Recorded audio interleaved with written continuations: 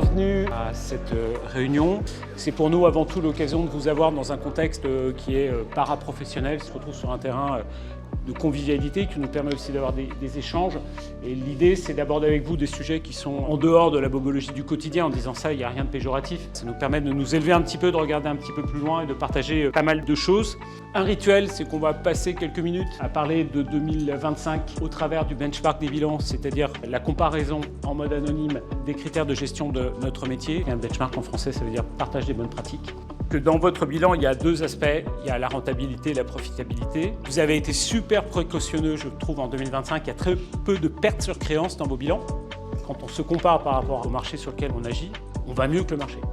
C'est pas lié au hasard, c'est lié à tout un tas de choses qui ont été mises en place. Il y a beaucoup de choses qui sont faites. On a quand même fait sur les 4 premiers mois 2 grosses opérations promotionnelles. Donc c'est pas neutre. C'est aussi ce qui fait que d'être dans un groupement, de gérer le collectif, amène de la richesse. Régis a concocté avec 5 adhérents un atelier de partage des bonnes pratiques sur des problématiques que chacun d'entre vous avait. C'est qu'en 2023, on a été victime d'un piratage. Ils ont bloqué énormément de data, énormément de données.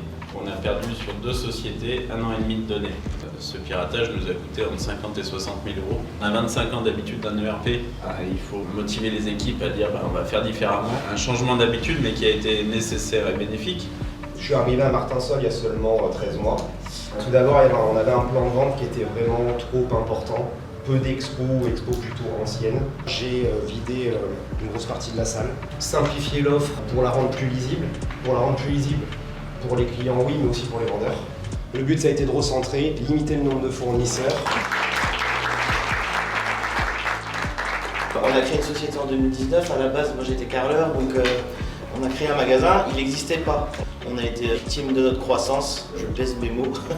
Ça nous a amené plein de problématiques, notamment celle de la gestion de nos stocks. On ne savait pas vraiment où on allait, donc ça c'était vraiment une problématique. J'étais directrice commerciale de 7 magasins sur 3 départements. Donc il devenait essentiel d'avoir un seul et même discours. Certains clients un peu vicieux pouvaient entre 2 magasins faire des devis à droite et à gauche. Alors les réunions, elles sont au nombre de 3 et elles ont lieu avant chaque OP. Donc, je faisais donc intervenir lors de ces réunions le service achat, le service logistique. Les conseillers de vente pouvaient exposer leurs problèmes et on avait l'occasion de trouver des solutions en direct. Et il y a pas mal d'échanges qui sont constructifs et qui permettent d'avancer plus rapidement. Plus loin. Alors ma problématique elle est simple, c'est que j'ai toujours eu beaucoup de mal à faire de la relance client sur les devis ou les choses comme ça. C'était aucun suivi systématique, donc je voulais réduire les oublis. Je voulais que plus aucun prospect soit laissé sans réponse. La solution, elle est simple. J'ai développé grâce à plusieurs IA un CRM donc sur mesure, centré donc sur l'automatisation des relances, qui s'adapte automatiquement au comportement du prospect. Les 4 premières relances sont envoyées automatiquement par mail et par SMS, après l'envoi du devis jusqu'au téléchargement. Aujourd'hui, on sait qui a ouvert notre message, qui a téléchargé son devis et combien de fois il l'a téléchargé.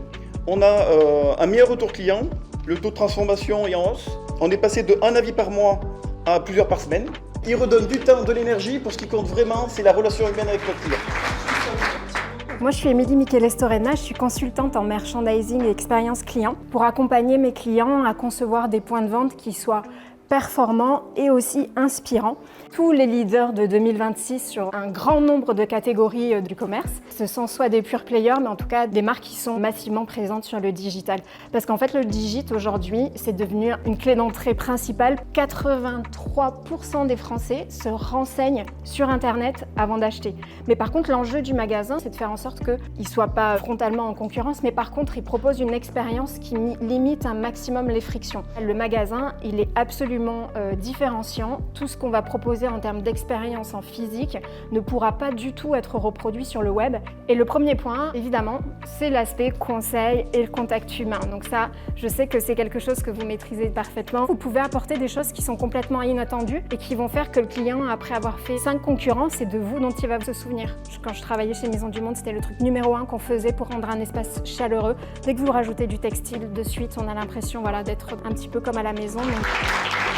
On est avec vous, on est ensemble, on est là pour vous aider. On ne vit pas côte à côte, mais on vit les uns avec les autres. Consommez du groupement, appuyez-vous sur nous et on sera toujours là pour vous répondre et vous aider à garder la main sur le marché en vous amenant un maximum d'éléments factuels pour prendre les bonnes décisions.